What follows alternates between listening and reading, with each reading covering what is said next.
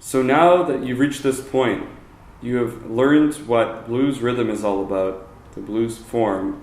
And by blues form, I mean the 1-4-5 played over 12 bars and its different variations. We've looked at the pentatonic scale, and we've looked at different extensions on at least one major shape of the pentatonic scale. We looked at bends, we looked at hammer-ons and pull-offs and how they work together, and we looked at trills. So you've basically covered some really core parts of how to play blues guitar.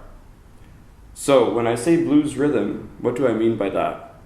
I mean the triplet feel where the second beat is not really counted, and over 4 beats. 1, 2, 3, 2, 2, 3, 3, 2, 3, 4, 2, 3. But we're not actually playing on those 2s, so it's sounding something like this. 1, 2, 3, 2, 2, 3, 3, 2, 3, 4, 2, 3. Then we looked at the pentatonic scale, which we looked at the box that starts on fret number 5. And we looked at how to play it generally.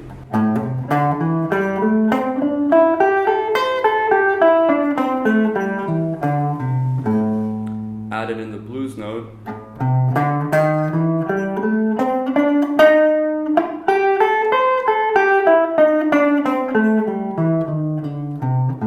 We looked at one extension.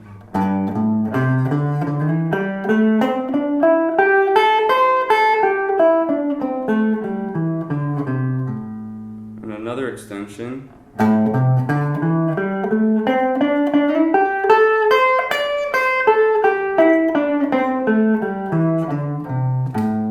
And now with both extensions with a blue note.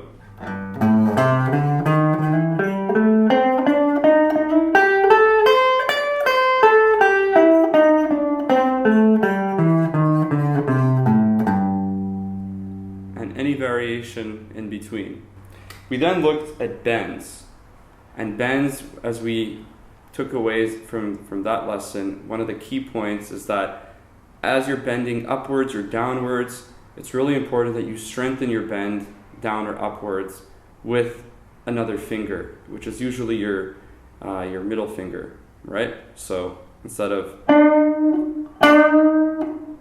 you really have to also know where you're bending to. It's important that you can try to lead what note you want to bend to.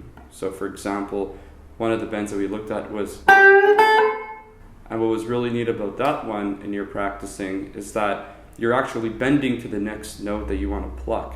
So if it sounds a bit off, like, or you probably aren't doing it properly because you're bending to an E and you're playing an E.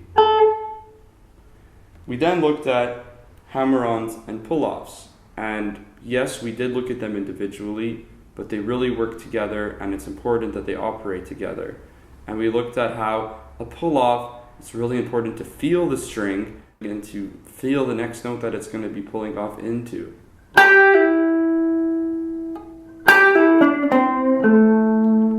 And when you play a hammer-on and a pull-off together, you're plucking one note, hammering on, pulling off to the same note, and then resuming whatever you're doing. So, and once you've mastered a hammer-on and a pull-off, then you're able to tackle the trill. Because as we saw in the first trill that we covered, which is played over the 1, all it is playing the first note, which is on the 5th fret, which engages the trill, and what follows next is hammer-ons and pull-offs. Hammer-on, pull-off, hammer-on, pull-off, in succession. So you have a backing track that we've been working with in the key of A. We're also going to provide you with another backing track in the key of E. So your 1 chord will be E, your 4 is going to be A, and your 5 will be B. Try to employ these same techniques, try to find and locate where these different licks are in the key of E, using the same way of thinking and the same spacing and counting. You should be able to do it and have fun with it.